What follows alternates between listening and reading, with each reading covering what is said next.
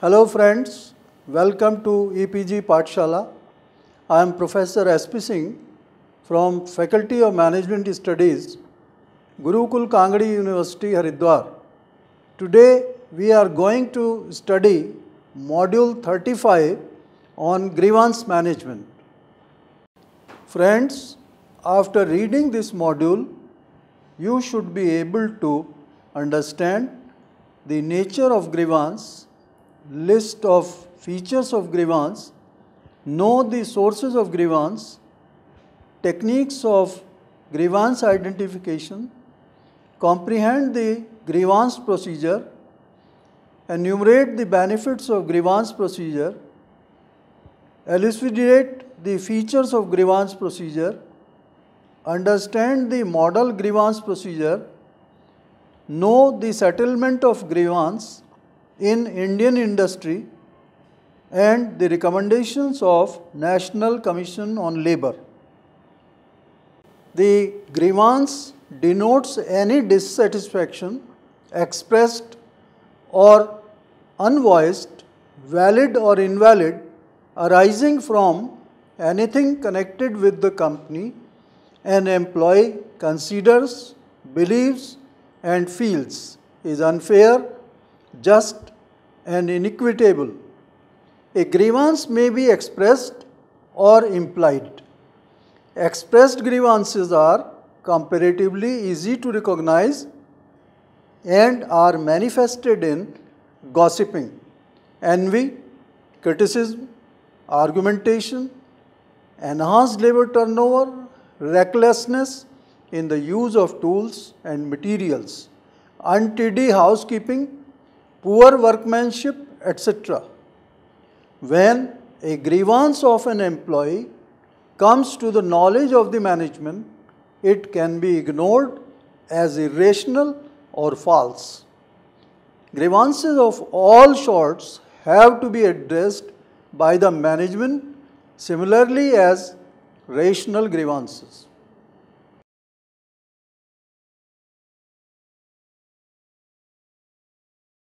The grievances are characterized by the following features. Grievances emerge out of the perceived injustice or unfair treatment the aggrieved employee feels. It is the feeling, discontent or dissatisfaction about any aspect of an organization. The grievance may be real or imaginary, genuine or fake, legitimate or irrational. A grievance may be expressed or unexpressed. Expressed normally in a written form. It must arise out of the job of the employee.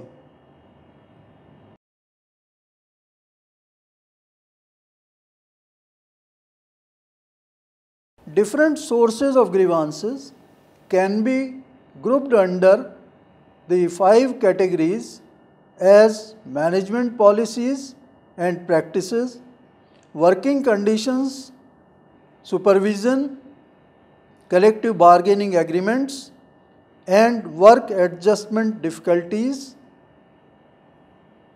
Basic wages and salary scale, provision for general wage rise and overtime allowance, employee benefits and incentive schemes, promotion and transfer criteria, leave of absence and holidays, fines, punishment and penalties, attitude towards labor union. Occupational health and safety measures, physical conditions of the workplace, changes in production schedules and standards, shortage or required raw material, tools and machines and equipment, proper allocation of work, duties and responsibilities of workers. Style of supervision, a misunderstanding between the supervisor and the workers, rigidity in the interruption of rules and regulations, discouraging the complaints and representations of the workers, ambiguous job instructions. vague and unclear language and clauses in the agreements, violation and unfulfillment of the terms of agreement, an emphasis on a legalistic approach to the employee's problems without considering the social and economic dimensions that may have a bearing on these problems. Basic attitude towards job and company, excessive self-esteem and pride, introverted personality, grumbling and fault-finding minds. An organization must have the ability to diagnose, detect, recognize and resolve the grievances at an earlier stage. The major techniques to identify grievances include exit interview, gripe box system, opinion survey, open door policy and observations.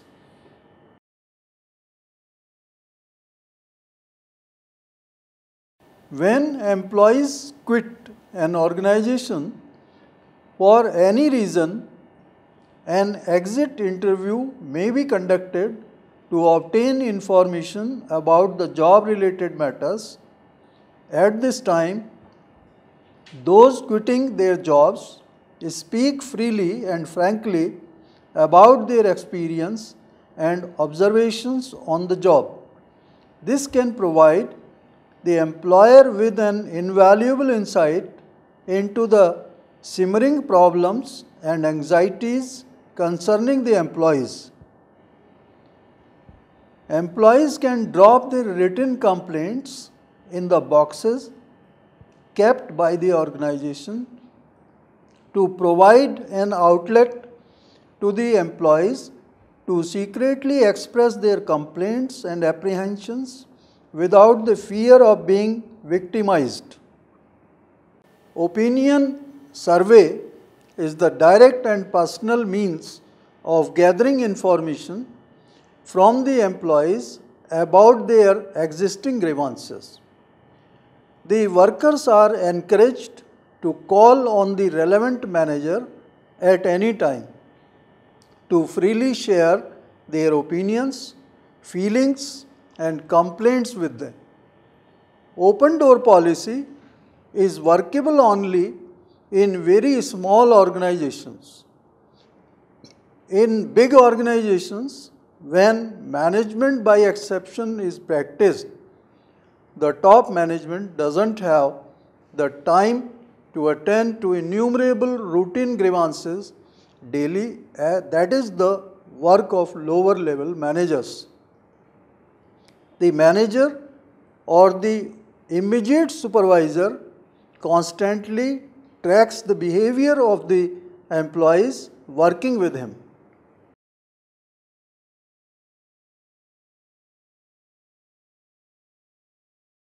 Every organization requires a permanent procedure for handling grievances.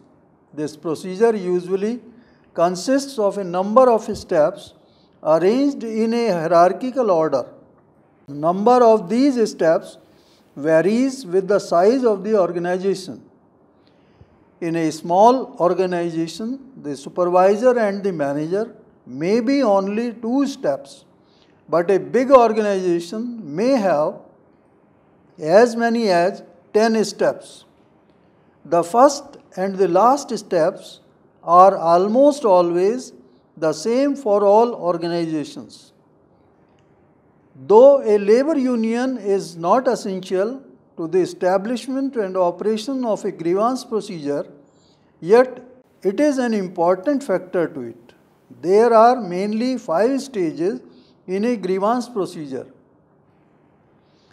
Written submission. The aggrieved employee makes a written oral submission to his immediate supervisor about his grievance. Union representative may or may not accompany the aggrieved employee to the supervisor. After ascertaining the facts of the complaint, the supervisor takes the necessary course to settle the issue and inform the employee of his decision. When the employee is satisfied, the matter ends there. Otherwise, the aggrieved employee proceeds with the further course of action. Now, the aggrieved employee goes to higher authorities like the sectional, departmental head, or any other competent authority for the settlement of his grievance. At this point, the middle level union leaders accompany the employee. The grievance is analyzed in detail and relevant explanations are sought. The concerned supervisor arrives at a decision and communicates it to the aggrieved employee. If the employee is still not satisfied, he would request his union to process the grievance and adopt it as a union grievance. Grievance committee. At this stage, the employee grievance takes the shape of the union grievance and is referred to the grievance committee consisting of members representing both the management and the labor union. The discussion on the issue takes place in detail at the committee level and reaches a decision for resolving the grievance. If the grievance still defies solution, the stage is set for referring the issue to the arbitrator for third-party mediation. Usually, the management and the union jointly choose the arbitrator. The relevant supervisors, in consent with the higher level union leaders, write the issue to be arbitrated. Arbitration. Grievance arbitration is the final step of the grievance procedure. The proceedings of the arbitration are quasi-judicial in nature. The arbitrator's decision is final, compulsory and binding on both the management and the union.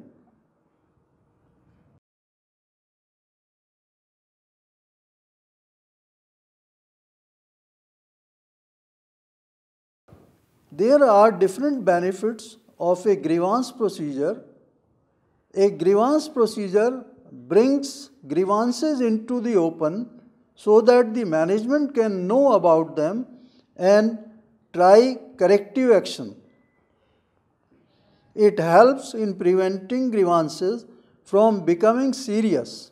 The management finds an opportunity to catch and solve a grievance before it becomes a dispute. It provides employees a formalized means of emotional release for their dissatisfactions. It assists in establishing and maintaining a work culture of the organization.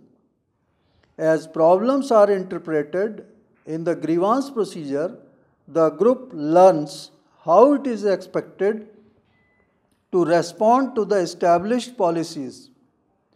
Arbitrary and capricious management actions get checked upon. When a manager knows that his actions are subject to challenge and review in a grievance system, he becomes more careful in taking his decision.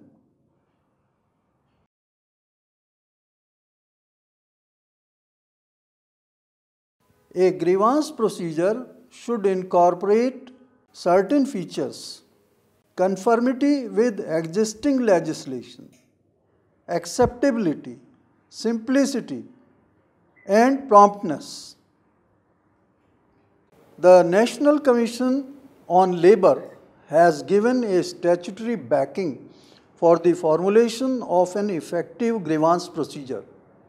If recommended that the grievance procedure be time-bound and limited number of steps are provided, say approach to the supervisor, then to the departmental head, and thereafter a reference to the grievance committee comprising of management and representatives of unions.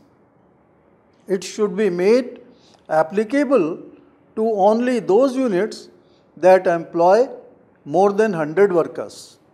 Friends, in this module, you have studied the nature, features, the sources, the techniques, the procedure, the benefits, the features, and the model of grievance management. Thanks for visiting EPG Pathshala.